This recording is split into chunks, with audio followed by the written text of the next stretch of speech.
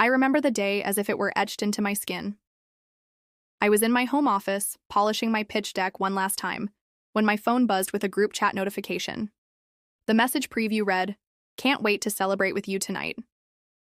My heart lurched.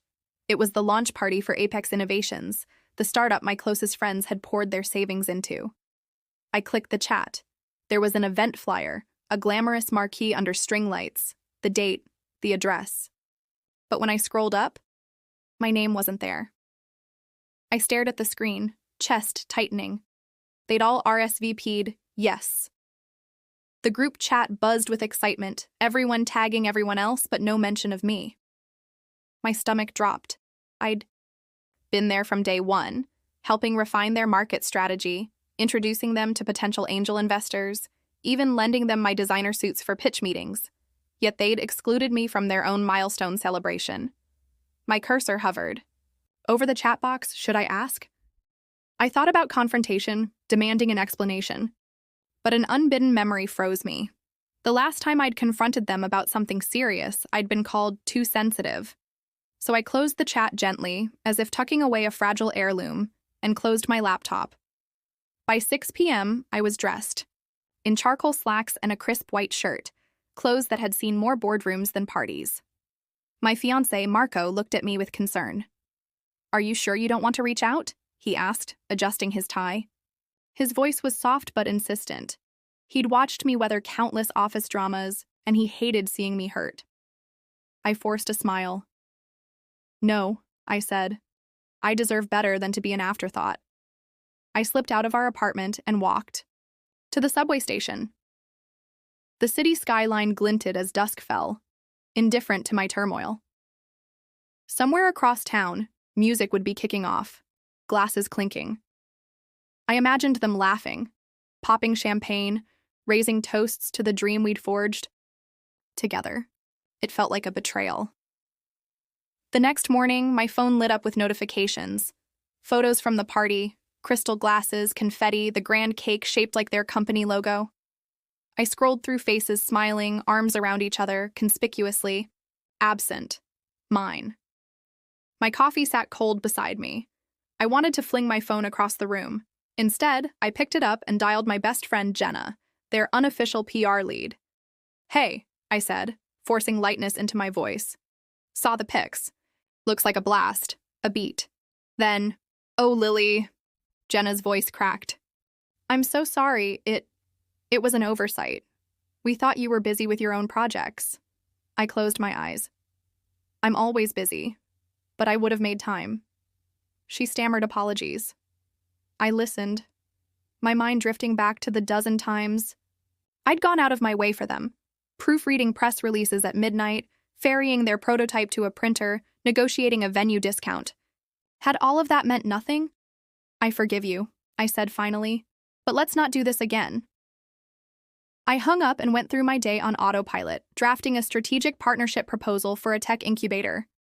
My hands felt numb around the pen. Something about Jenna's apology didn't sit right. Too convenient, too rehearsed. Later that afternoon, an email popped into my inbox from an unfamiliar address, eventshotcollective.com. The subject line, Apex Innovations Gala, a special announcement. I froze. Carefully, I opened it.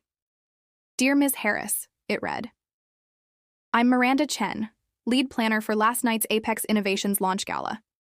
There was a last-minute change to our program. Please call me at your earliest convenience. I'm eager to explain." My pulse quickened. This was unexpected. I stared at the email, mind racing. Why would the event planner need me? I'd been excluded.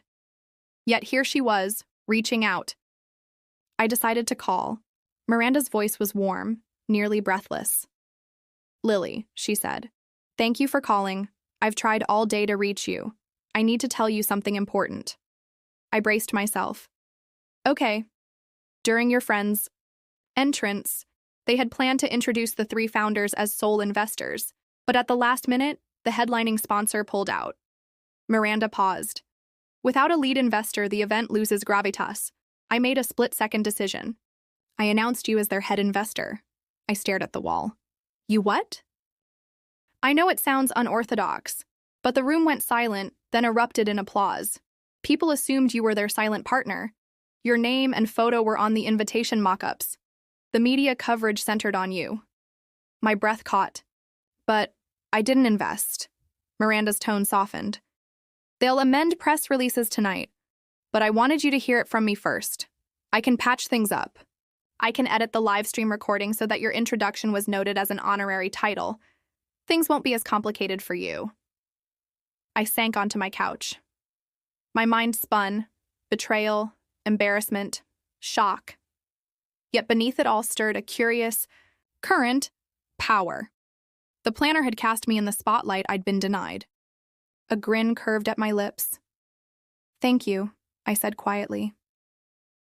That night, I barely slept.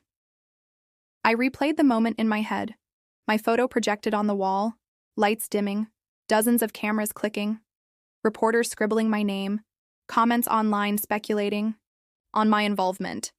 The whole city would believe I was the reason behind Apex's launch success.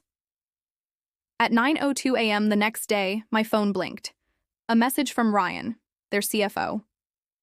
Lily, saw you were in the press. Care to explain? I felt a flicker of glee. I typed back, absolutely. Let's meet at 11. He called me moments later, voice clipped. This is out of control. They can't just... You need to clarify it's a mistake. I let him rant for 30 seconds, then said calmly, You should thank Miranda. Without her, your event would have looked amateur. Now, you've got headlines. Apex topped $1 million debut with Lily Harris as lead investor. That's invaluable, he sputtered, but we can't have false impressions. Then correct it, I raised an eyebrow, or embrace it, because right now your friends and your sponsors think I'm putting my money where your mouth is. He hurried off the call. My heart hammered, not from fear, but from exhilaration. I'd never been so alive. At 10:45 a.m., I arrived at their sleek midtown office in a tailored emerald blazer. The glossy lobby reflected my confident stride. A passing intern whispered to her colleague, Isn't that Lily Harris? The colleague nodded, eyes wide. Word travels fast when you're perceived as a power player. In the CEO's office, I found Jenna pacing. Her cheeks were flushed. Ryan stood by the window, arms crossed, scowl deepening as I entered. I offered Jenna a small smile. Good morning? She bit her lip. Lily, we need to talk. Ryan's eyes flicked to me. You have some explaining to do. I closed the door behind me and leaned against it, hands in pockets. Actually, I'd like to hear from you first. Why did you exclude me last night, then send Miranda to smooth it over? He bristled. We thought you were busy with your new venture. I laughed softly. A venture you didn't even know about because you never asked. My voice was measured, calm. Yet you assumed my absence was voluntary. He opened his mouth, closed it. Jenna looked torn. I continued. But the real question is, how do you plan to respond now that I'm understood to be a major backer of Apex? Ryan paled. We'll issue a statement this afternoon, he stammered. I shook my head. That won't undo the buzz. Instead, why don't we meet with the board? Let's discuss actual investment terms. I have a proposal. His jaw tightened. Jenna's eyes met mine. I saw relief in them, relief at having me in the room, relief that I was taking charge. By noon, we were in the glass-walled boardroom. The table was set with water pitchers and notepads. The 5-member board took their seats, murmuring. They all turned as I walked in last, taking the seat at the head. Ryan's face registered confusion. His eyes darted between me and the senior board members. I cleared my throat. Thank you for accommodating this meeting on short notice. As you may have seen, I was listed as lead investor during last night's gala. I'd like to formalize that position. A senior director, Mr. Patel, leaned forward. Ms. Harris, this is unexpected. We believed you were a silent advisor. I smiled, sliding a sleek folder across the table. I'm prepared to invest $250,000 in Apex, escalating to $500,000, contingent on performance milestones. Papers rustled as they reviewed the term sheet. I outlined governance structures, exit strategies, every detail. 30 minutes later, they were nodding, signing. Marco later confided he'd never seen me so composed under pressure. I'd turned a forced misrepresentation into a real deal. As we stepped out of the boardroom, Jenna pressed a hand to my arm. "I'm sorry, we were wrong." I patted her hand.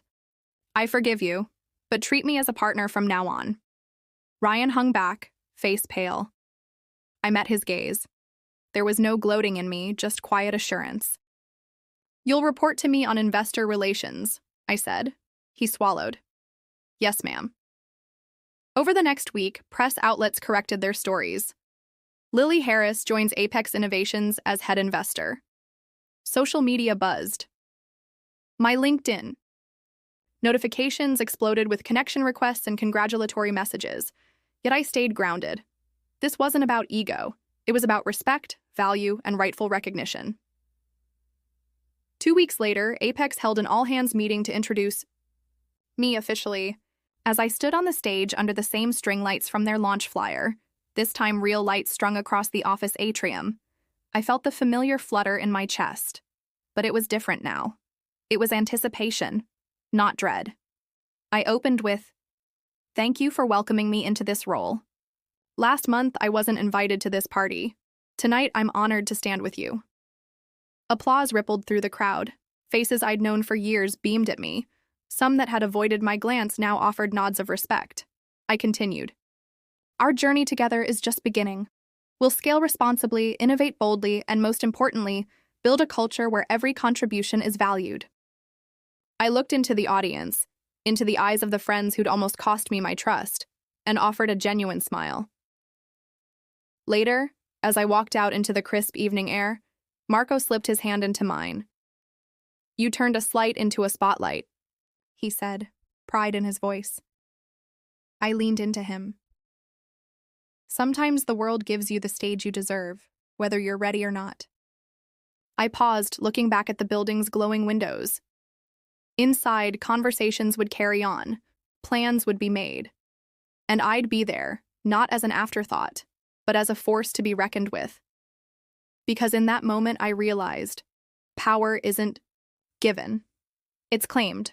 Sometimes by exclusion, sometimes by boldness, but always by knowing your worth and insisting the world recognize it.